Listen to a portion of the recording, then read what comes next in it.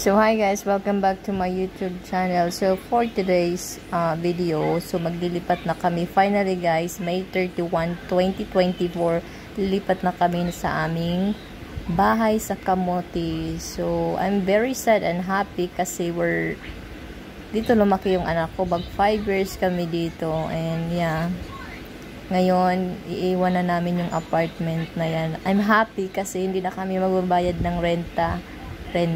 Ayan yung anak ko, tumulong sa kanila maghakot. Ayan siya, sinabihan siya nila na wag na siyang tutulong. I'm sorry guys, I'm not good sa Tagalog guys, pero I'm trying to talk Tagalog ba. Ayan siya, gusto ng anak ko mabilisan. Para talaga siyang dyan, takbo-takbo. She's very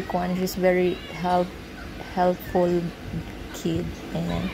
Ayang balde na yan at sa rice cooker dyan. Mabigat yan, pero kaya niyang buhatin. She's very strong baby. I love you baby. Thank you for helping them. Yung maghakot sa aming gamit yung may-ari ng apartment namin. Buti nga sila, meron silang sasakyan. Ayan yung apartment namin, yan yung itsura. Ayan. Nasa second floor kami that time nag-rent. And then, meron din silang tindahan. Tingnan mo yung anak ko. She's very friendly. Nakakita din siya friend sa ferry boat.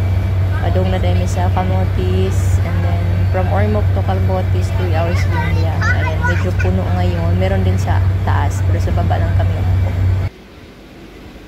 And then, we're finally guys, nandito na tayo sa Hagutapay. Ayan na, nandyan na yung sundo namin.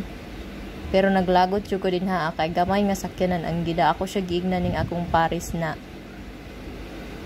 Ang puti nga sakyanan dadon nila kay kaning tag-iya ning sakyanan kana naa siya na sila daghan sakyanan na ay dako. Sabi ko katong puti kay kuan para na ay dako space ba. Pero di gid siya kay gusto niya kana lang kuno kay kasya man kuno among gamit tanan. Ayan. Buti na lang si kuya, meron siyang dalang pang tali sa mga gamit. Tingnan mo ang liit ng sakyanan na yan. Pinagkasya talaga nila ng ng bonggang-bongga na para madala lahat yung gamit namin. Ayan. Yung sinakyan pala namin na ferry boat is John Mar. Buti nga ngayon kasi ang malaki na John Mar. Kasi may dalawang John Mar yan, salitan sila, yung maliit, yung hindi yung motor lang ang karga, at saka yung pasahero, yan yung pwede mga sasakyan na yan. Ayan yung mga labor naghakot sa mga gamit. So, I'm not sure kung malaki ba yung hiningi nila sa akin na labor, kasi 700 yung hiningi nila. Bali, 700 pag karga, and then 700 pag diskarga. Tama ba diskarga? Yung pagbaba ng mga gamit. So, 1/4 lahat. So, andito na kami sa aming bahay. Tingnan mo yung anak ko. Kanina pa yan paakyat-akyat. Yan yung higaan niya sa taas. Pag mahulog siya dyan, aw. Hindi, ayan. Akyat baba siya dyan. Very nice daw kuno ang bed. Dugtong na lang to na video kahapon. So, this is the next koan. So, today, pumunta kami sa store para bumili ng bamboo. Kasi tawagan na roll up para pang aliba sa init. Ayan, bumili kami ng 2. Pangharang namin yan sa aming balcony kasi mainit. So, dito lang yan sa Camotes. Malapit lang sa Friends.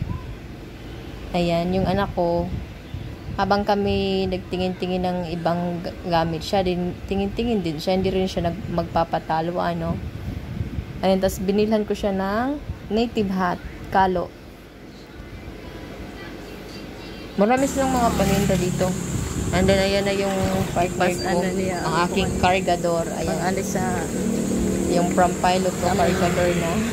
Balcony. Kasi wala kaming ibang kasi nandun yung motor namin iniwan sa Emerald kasi may binili kami doon. Kaya siya yung nagkuan. Yan na lang gipasan.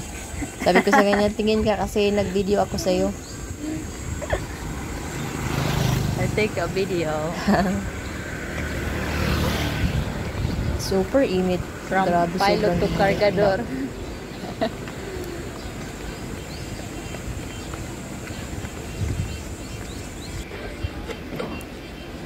What you doing? Be careful your hands, okay? Be careful your hands. I can't do it. Huh? Can't. Be careful. Look. Huh? Be careful. Your hands, okay?